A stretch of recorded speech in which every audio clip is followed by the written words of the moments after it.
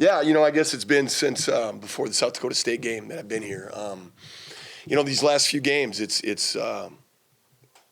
was a South Dakota State game, then it was obviously the Omaha game, and then Kansas City. Really feel like we're doing a lot of things better overall. I thought we had a bad 20 minutes at Kansas City, but when you look at the picture of work in those 6 halves, man, I thought we competed and did some really good things against South Dakota State. We're a little bit longer possessions, so not as many possessions in a game. I think that's helping us, especially kind of with some of our percentages.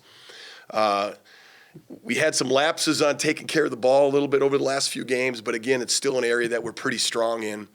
Omaha game, opportunities really just felt like we let some things fall through the cracks with some opportunities.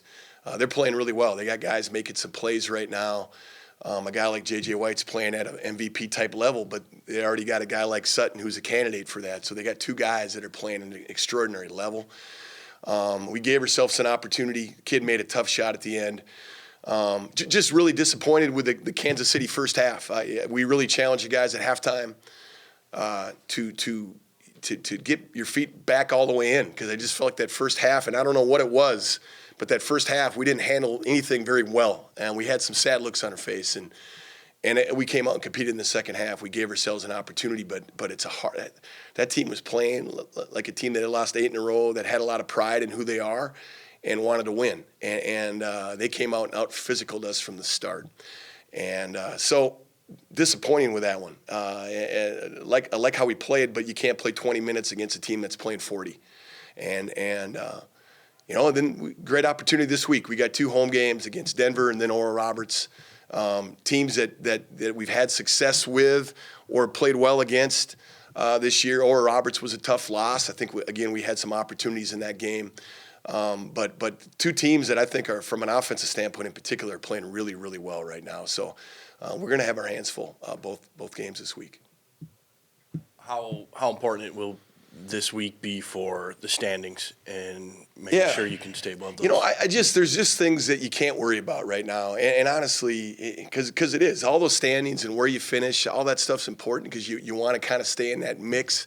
It'd be great to kind of stay in that 4, 5, 6 mix, right? Well, we're a couple games out of being in that mix from a 4-5 standpoint. So it's trying to get that 6 seed.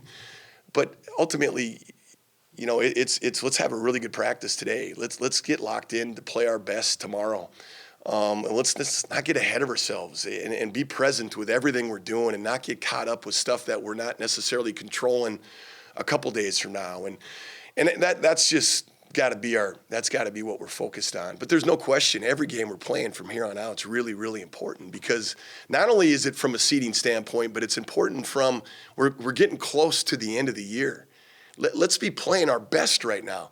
We're in a situation like everybody else in our league. If you can get in a tournament where you're only having to play 3 games, that helps. So if we can kind of stay in that top, that top mix of seeds where you don't have to play that 8-9 game, that helps a lot. But it doesn't matter if you're the 6th seed. If you're not playing at your best, you're going to have a short stay in the tournament. But I just look at this league, and more so than ever, there's no reason why there's 6 to 7 teams that could be really excited about the tournament when it's over, right? I think there's a lot of teams that could win this thing. But boy, the belief, the confidence, staying present, working your butt off, and staying really focused on trying to continue to improve. We had some defensive breakdowns big time in the Kansas City game, but we also just offensively didn't play with the pace and the toughness that we need to play with in that first 20 minutes. And it showed, and they took advantage of it.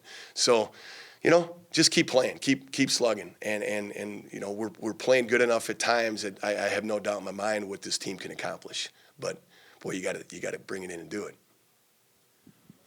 Do you expect Denver to have a different look this time around then? DeAndre Craig changes them. And I mean, it just does because of his experience, his savvy, his feel, his toughness, he brings a lot to that team. And I think what you've seen with them these last few games is, number one, offensively, they're very, very good.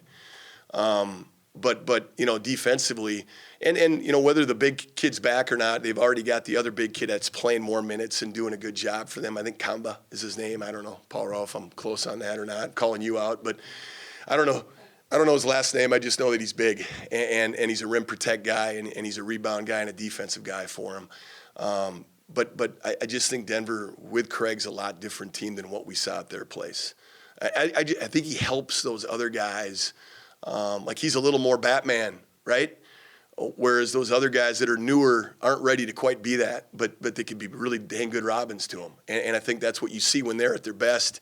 He's kind of that alpha on the floor, and the other guys now can kind of thrive around him, like Aiken and the I don't know how to say the other kid's name, but the other really good guard they got, the transfer kid. So they're good. And they're playing offensively at a pretty high level. So I thought they played awesome against St. Thomas. They shot it well. They did a lot of great things, but they weren't able to make the play late the way St. Thomas did.